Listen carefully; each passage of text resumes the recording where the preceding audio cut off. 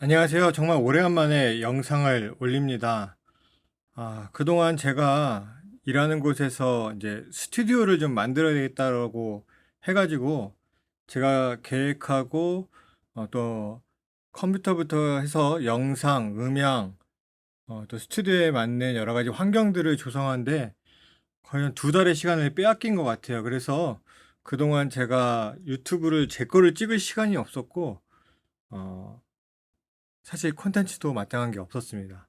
근데 이번에 스튜디오 준비하면서 좀 많은 것들을 공유할 수 있는 부분이 생겼고, 또 음향 세팅, 영상 세팅에 대해서 이야기할 것들도 굉장히 많이 생겨서 어, 굉장히 고마운 일이죠. 그래서 오늘은 제가 이 스튜디오를 만드는 데 있어서 가장 기본적인 것들에 대한 이야기를 좀 나누려고 하고요. 그다음에 컴퓨터를 어떻게 세팅했는가에 대해서 좀 이야기해 보려고 합니다. 먼저 제가 이 컴퓨터를 세팅하고 또 이 스튜디오를 만드는 과정 속에 가장 기본적인 요건들을 선정을 했어요. 여러분들이 내가 어떠한 영상을 촬영하는 장소를 만들겠다 혹은 어떠한 영상을 만들기 위한 환경을 좀 구성해야 되겠다라고 했을 때에 원칙을 정하셔야 돼요. 원칙. 저 같은 경우는 고화질의 영상을 촬영할 수 있는 환경을 만들기를 원했어요. 그 말은 지금 기준으로 이야기하면 4K 영상을 찍을 수 있느냐 없느냐라고 하는 게 저에게 중요한 요건이었습니다. 요즘 유튜브에서 고화질로 나오면 보통 4K 영상으로 나오거든요. 근데 대부분 가지고 있는 모니터가 4K를 지원하지 않을 수도 있고요. 또 핸드폰은 기본적으로 사이즈가 굉장히 작기 때문에 4K로 송출하는 것 자체가 의미가 없을 수도 있어요. 근데 왜 굳이 이 4K에 목을 매달았냐 하면 앞으로 이 일을 계속 하려고 한다면 이제 지금은 FHD가 가장 기본이고 일반적이지만 언젠가 몇 년 안에 4K 영상이 기본이 되는 날이 와요. 미리 준비하기 위해서 그렇게 했고요. 또 FHD로 송출을 한다고 해도요. 이 4K로 영상을 찍게 되면 편집할 때 굉장히 유리합니다. 왜냐하면 FHD보다 4K가 사이즈로 굳이 따지면 4배가 커지는 거거든요. 가로 세로 2배씩 해가지고 나중에 편집할 때 확대를 해도요. FHD에서 깨지지 않고 영상을 만들 수 있는 조건이 돼요. 그래서 4K 영상을 만들 수 있는 그러한 조건이 있기를 원했어요. 그 다음엔 고음질 음원을 녹음할 수 있어야 되는 환경을 요구했습니다. 고음질 같은 이야기예요. 항상 좋은 원본의 음질이 있어야 나중에 후작업을 하고 뭘 하든지 간에 가장 유리하게 작업할 수 있습니다. 여러분들이 보는 핸드폰 또 그에 연결된 이어폰이나 혹은 헤드폰이 이 사양을 다 재생할 수 있는 능력이 없을 수도 있어요. 근데 어쨌든 편집하고 준비하는 데 있어서 항상 고음질, 고화질은 굉장히 중요한 것 같아요. 그래서 고화질 영상, 고음질 음원을 할 수 있도록 그런 요건을 내세웠고요. 그 다음에 이거는 좀 우리가 스튜디오를 어, 상주 인원이 있어서 막 운영하는 게 아니기 때문에 누구든지 간편하게 와서 촬영할 수 있는 환경, 그러니까 버튼만 눌러서 일단 촬영을 할 수 있는 환경을 조성하는 게 목적이었고, 또 기본적으로 라이브 방송을 할 수 있어야 되고, 라이브 방송을 할 때에는 크로마키가 가능한 시스템이 되기를 원했어요. 그리고 컴퓨터 사양 같은 경우에는 인코딩 시간을 최대한 줄일 수 있는 사양으로 하기를 원했어요. 여러분 아시겠지만 FHD를 영상을 작업을 하고 만들어서 인코딩해서 내보내는 그 작업이 굉장히 오래 걸려요. 그래서 이 작업을 할 때에 낭비되는 시간이 굉장히 많아요. 왜냐하면 인코딩 할 때 사실 아무것도 할 수 없거든요. 실제적으로 할 수 있는 작업이 없어요. 이 시간을 굉장히 줄이기를 원했고, 또 한 가지 고사양이 기본적으로 필요한 이유는 뭐냐면 아까 4K 영상을 찍는다고 말씀을 드렸는데 4K 영상을 직접적으로 편집해서 편하게 보면서 편집하려면 고사양이 필요해요. 그것도 사양이 딸리면 막 딱딱딱딱 끊기는 그런 영상을 가지고 편집해야 되는데 거의 불가능에 가깝죠. 그렇게 되면. 물론 이제 그거를 극복할 수 있는 시스템들이 파이널 컷이나 아니면은 프리미어 프로 같은 데는 준비가 되어 있어요. 그래서 원본을 우리가 작업할 때에는 압축된 영상을 가지고 내가 충분히 보고 움직일 수 있는 영상을 가지고 작업을 하고 내보낼 때는 원본 영상에 입혀서 내보내는 방법이 있어요. 근데 그것도 마찬가지예요. 4K 영상을 FHD로 내리거나 HD 영상으로 내려서 하는 그 인코딩 시간이 또 걸려요. 똑같습니다. 그래서 최대한 그런 시간들, 낭비되는 시간들을 줄이기 위해서, 왜냐면 업무가 저 같은 경우는 이것만 있는 건 아니거든요. 그래서 4K 영상을 핸들링할 수 있어야 되고 4K 영상을 좀 더 빠르게 내보낼 수 있어야 된다라고 하는 게 기본적인 요건이었고요. 그 다음에 제가 스튜디오를 만들어 보는 건 사실 처음이기 때문에 뭘 하기를 원했냐면, 하다 보면 미처 생각하지 못한 부분이 있는데 윗사람들은 그렇게 생각 안 할 수도 있잖아요. 이렇게 왜 준비해 놓고는 왜 이걸로 안 되냐라고 이야기할 수 있어서 일반적인 아마추어 방송에 모든 준비가 되어 있어야 된다라고 하는 전제 조건을 넣었어요. 그래서 필요해서 내가 놓친 것이 있으면 계속 어느 정도는 추가해서 살 수 있도록 준비를 해왔습니다. 그래서 스튜디오를 이제 지금은 완성을 했고 모든 세팅이 사실 끝났어요. 그래서 이제 찍기만 하고 편집하면 되는 상황까지 만들게 되었습니다. 그러한 과정이 좀 있어가지고 어쨌든 그동안 못했고요. 그러면 제가 먼저 오늘 이야기할 것은 컴퓨터를 어떻게 사양을 마쳤는가에 대해서 좀 이야기해 보려고 해요. 컴퓨터 아까도 말씀드렸지만 기본적으로 4K 영상을 핸들링할 수 있어야 된다. 그러니까 편하게 보면서 편집할 수 있는 여건, 그 다음에 인코딩 시간을 최대한 줄일 수 있는 여건을 만들기를 원했었는데, 물론 제가 설정한 이 편집용 컴퓨터의 사양들이 절대화될 수도 없고요.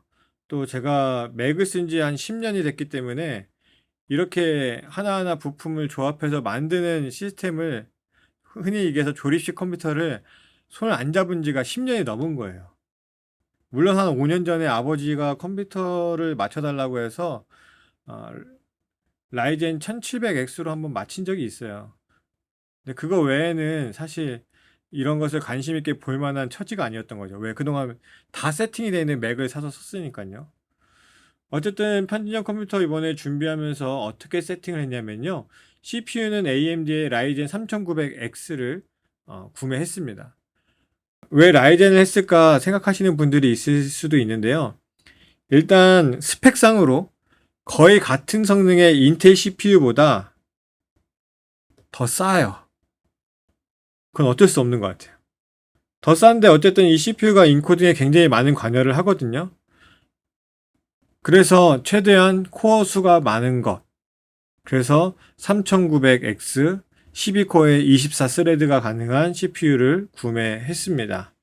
그 램 같은 경우에는 다다이램이라고 보통 이야기 하잖아요.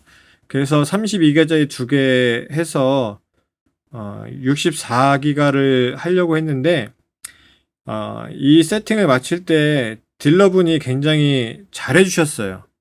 굉장히 잘해주셔가지고 저희가 약간의 여분으로 예산을 맞추기도 했지만 한 40만 원 정도가 남았어요. 한 10% 정도 되는 금액이 절약이 되면서 그거를 램으로 돌렸습니다. 그래서 계획했던 것보다 더 많이 꽂아서 128기가를 꽂았어요.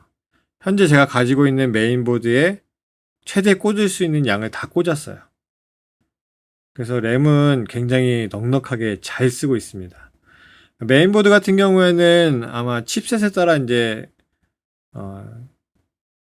달라질 수 있지만, 하여튼 그 당시에 제일 괜찮다고 하는 X570 칩셋 달린 기가바이트로 구입을 했어요. 가격 대비 괜찮은 것 같아요. 근데 중요하게 생각하는 게 이제 그래픽 카드잖아요. 그래픽 카드가 사실 인코딩에서 그렇게 크게 사용이 안 되기도 했어요. 일부분 이제 가속할 수 있는 부분들이 있었지만 전적으로 막 많이 사용되는 부분은 사실 아니었거든요. 그런데 이제 어도비에서 프리미어 프로 같은 경우에 업데이트를 하면서 이 그래픽 카드가 인코딩에 적극적으로 관여할 수 있도록 업데이트를 했습니다. 그래서 그걸 보고 그래픽카드도 괜찮은 걸 골랐어요. 엔비디아의 RTX 2080 슈퍼를 달았습니다. 여러분들도 아시는 분은 알겠지만 이 그래픽카드 한 장에 100만원짜리예요. 싼 가격은 아닌데 업데이트 되니까 인코딩 속도가 빨라지기도 했고요. 업데이트 되기 전보다 사용률이 많게는 이제 10배 정도 사용량이 늘었어요. 보통 제가 할 때는 그래픽카드가 관여하는 게 보통 10% 내외였는데 뭐 세팅이 잘못돼서 그럴 수도 있어요. 이후에는 50에서 100을 왔다 갔다 해요. 그러니까 굉장히 많이 사용되고 또 굉장히 빠른 그래픽카드다 보니까 인코딩 속도가 굉장히 빨라졌습니다. 굉장히 해서 만족하고 쓰고 있고요. 그 다음에 또 한 가지 이제 SSD 같은 경우에는 1테라짜리 삼성 거 샀어요. 970 에보 플러스인데 프로를 사용하지 못한 이유는 돈이 없어서 그래요. 그렇게까지 하면 너무 금액이 비싸지니까 에보로도 빠졌고요. 그 다음에 영상 편집한 프로젝트 파일이라든지 원본들을 보관하기 위해서 하드디스크도 구매를 했습니다. 웨스턴 디지털 블루로 그냥 저가형을 산 거죠. 4테라짜리인데 두 개를 사가지고 하나로 묶었어요. 레이드 1이라고 보통 이야기하는데 이렇게 되면 4테라 두 개니까 8테라를 쓰는 게 아니라요. 4테라를 똑같은 데이터를 똑같이 넣어요. 그러면 4테라밖에 용량은 못 써요. 대신에 하나의 하드디스크가 망가져도 다른 디스크의 데이터는 살아있기 때문에 저는 원본을 중시하는 사람이라 이렇게 세팅을 했습니다. 케이스는 그냥 적당한 거 거기서 추천해주는 거 쓸만한 거 그냥 샀고요. 파워도 갑자기 생각이 안 나는데 그냥 이름 있는 거 적당한 거 샀어요. 850W짜리 샀어요. 그래픽카드가 요즘은 워낙 많이 먹어가지고 이 정도는 해야 무리가 없을 것 같아서 구매했고요. 그 다음에 키보드, 어쨌든 작업을 하는 거니까 키보드를 좀 중요시해서 레오폴드로 구입을 했어요. FC750R인데 기계식 키보드고요. 그 다음에 갈축으로 되어 있어요. 그래서 조금은 뭉툭뭉툭한 소리가 나면서 키감도 가볍지는 않지만 그리고 무겁지도 않은, 저는 개인적으로 갈축을 좋아해서 구매했는데 키보드만 해도 한 14만원 정도 했어요. 마우스도 그냥 로지텍 와이어레스 그냥 적당한 거 구매했습니다. G304 구매했고요. 그 다음에 모니터는 이제 4K 영상을 작업을 하니까 4K가 되는 27인치 두 개를 샀어요. 더 큰 거 사고 싶은데 이제 그것도 비싸니까 못 산 거예요.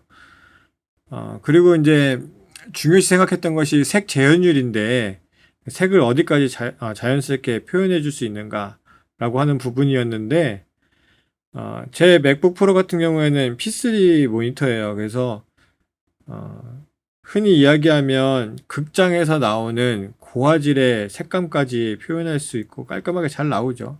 한 10억 개의 색상을 표현할 수 있다라고 이야기하는데 그렇게 되면 또 가격이 너무 뛰어요. 그래서 그 정도까지는 아니지만 그거에 준해서 사용할 수 있는 sRGB였나 RGB였나 하여튼 100%까지 되는 모델로 구입을 했습니다. 그래도 하나에 한 55만원 정도 들었어요. 그리고 이제 인터넷 방송을 실시간으로 할 수 있어야 되니까 그에 따른 캡처보드가 있어야 돼서 캡처보드도 하나 구매를 했고요. 캡처보드는 제가 잘 몰라서 다나와에서 그냥 가장 잘 팔린 거 에버미디어 라이브 게이머 4K라고 하는 캡처보드를 달았습니다. 얘는 이제 HDMI로 두 개를 넣을 수 있고요. 한 번에 두 개를 넣을 수 있고 4K 영상 60프레임까지인가가 60프레임? 120프레임까지 캡처가 되고요. HDR까지 캡처가 돼요. 그래서 어떻게 보면 스펙만 보고 샀어요. 이거. 근데 내부 소프트웨어가 들어있는데 좀 별로여서 사용을 안 하고 있고요. 방송 주로 이제 OBS라고 하는 프로그램 많이 사용하고 있으니까 요즘은 시대가 그래도 좋아져가지고 꼭 내부의 전용 프로그램을 사용하지 않아도요. 외부 프로그램 혹은 연관없는 프로그램을 가지고도 캡처보드에 있는 데이터들을 가져다 쓸 수가 있어요. 그래서 이렇게 사용을 했습니다. 그렇게 해서 총 사용 비용이 500만 원이 안 됐어요. 500만 원이 안 됐고, 굉장히 저렴하게 샀죠. 왜냐면 그 딜러분이 거의 그래도 마진을 많이 안 보고 주셨어요. 그래서 이 정도 벌써 2달 됐나? 2달, 3달 정도 된 것 같은데, 예, 그래도 괜찮은 가격에 구매를 하게 되었습니다.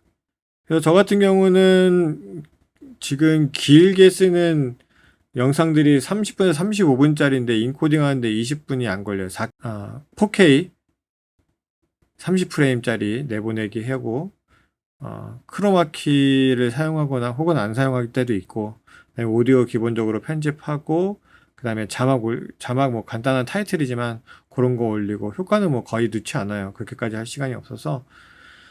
효과 같은 건 많이 안 넣지만, 그래도 이전보다 좀 빨라져서 업데이트까지 겹쳐가지고, 하여튼, 그 영상의 시간보다는 안쪽으로 인코딩 시간이 걸립니다. 그것만 해도 굉장히 만족할 수준이에요. 4K가 굉장히 사양을 많이 잡아먹더라고요.